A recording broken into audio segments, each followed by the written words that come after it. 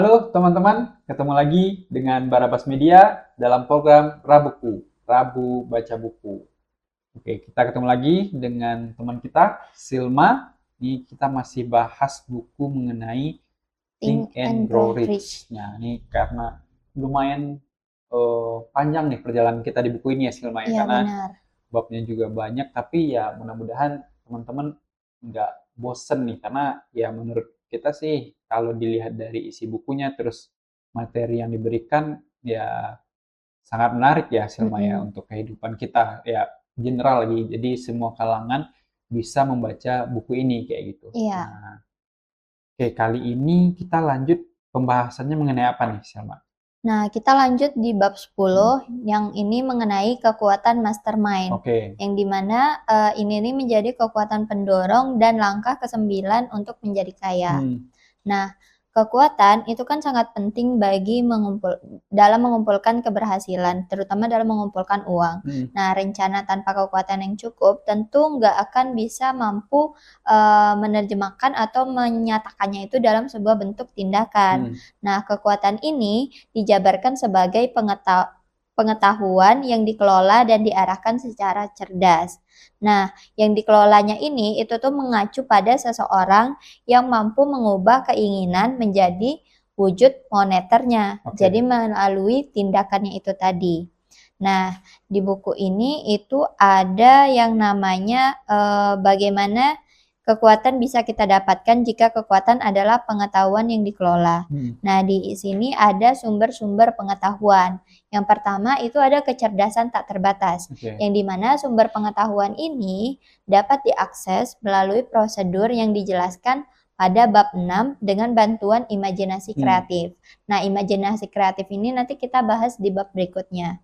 Nah, yang B itu ada akumulasi pengalaman. Nah, sumber yang kedua itu akumulasi pengalaman, yang dimana pengalaman manusia atau bagian yang telah dikelola atau dicatat itu tuh bisa ditemukan melalui beberapa perpustakaan umum yang lengkap atau dalam bagian-bagian penting dalam akumulasi pengalaman itu dijabarkan di pendidikan, itu baik di sekolah ataupun perguruan tinggi yang telah diklasifikasikan dan juga diorganisir. Nah, yang ketiga itu ada eksperimen dan riset.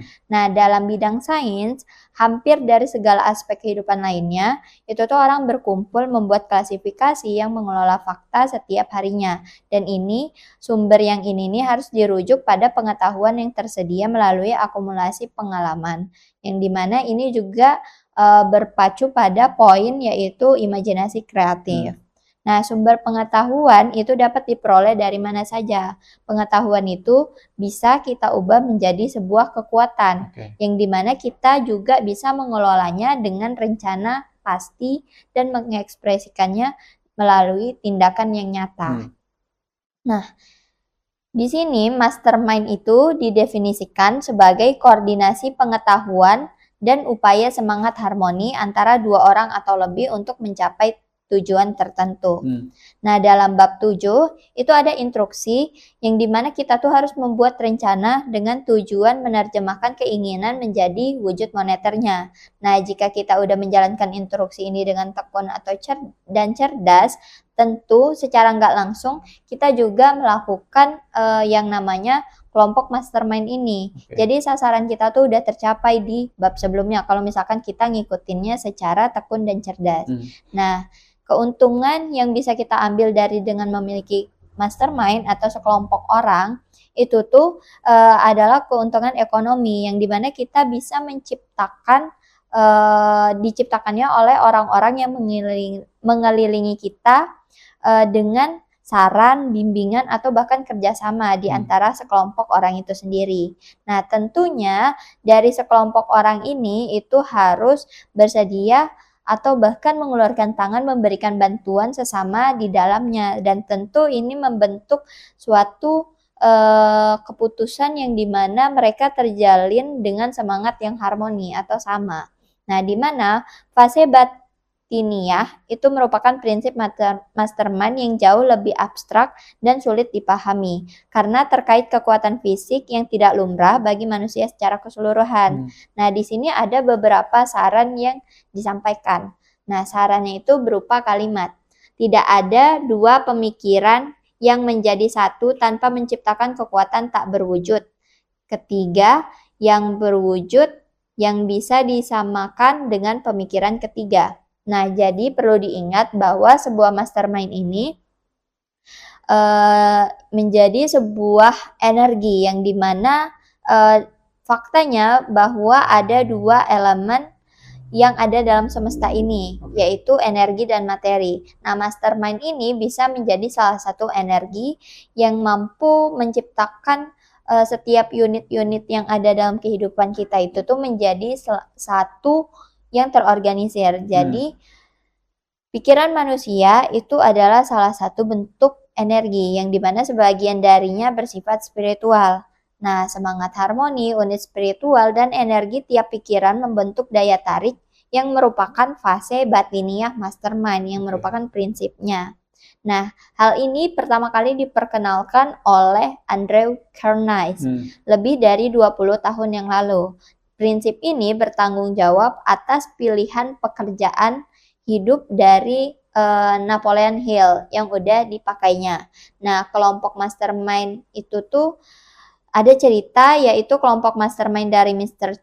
Carnegie itu tuh adalah staf dengan jumlah kira-kira 50 orang yang senantiasa mengelilinginya dengan tujuan yang pasti, yaitu memproduksi dan memasarkan baja.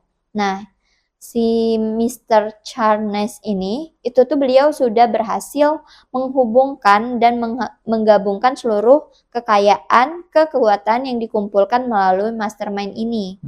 Nah, di sini juga menjabarkan bahwa energi itu adalah serangkaian bahan bangunan umum yang dipakai untuk membangun setiap materi di alam semesta. Sekelompok otak yang udah kita koordinasi atau terhubung dalam semangat yang harmoni tentu akan menghasilkan energi pikiran yang lebih banyak daripada satu otak. Sama seperti beberapa baterai akan menghasilkan lebih banyak energi daripada satu baterai. Jadi, ketika sekelompok otak individu itu berkoordinasi dan berfungsi secara harmoni, peningkatan energi diciptakan dari penggabungan itu, sehingga menjadi tersedia bagi setiap otak individu yang ada dalam kelompok tersebut. Nah, di sini juga ada contoh nyatanya dari Henry Ford. Dulu Henry Ford ini nih, dalam memulai karir bisnisnya, beliau berada dalam tekanan kemiskinan, buta huruf, dan juga ketidakpedulian. Nah, 10 tahun beliau ini, Mr. Ford ini mengatasi ketiga kekurangan ini. Dan dalam 25 tahun menjadikan dirinya sebagai salah satu orang terkaya di Amerika. Nah, beliau ini belajar dari pengalaman yang dimana beliau awalnya menjadi teman pribadi dari Thomas Edison, yang dimana setelah beliau menjadi temannya, beliau mengerti bahwa pengaruh dari satu otak ke otak lainnya itu tuh nyata hasilnya, dan beliau terus menjalin hubungan dengan teman-teman lainnya seperti Harvey Firestone, John Browse, and later Burbank, dan dimana setiap orang ini memiliki kapasitas otak yang berbeda-beda, dan tentunya itu menjadi salah satu kekuatan yang dihasilkan dari berteman dengan orang-orang cerdas itu tadi. Dan Henry Ford adalah salah satu orang yang paling berpengetahuan di dunia industri dan bisnis, dan kekayaannya ini tidak perlu dipertanyakan lagi.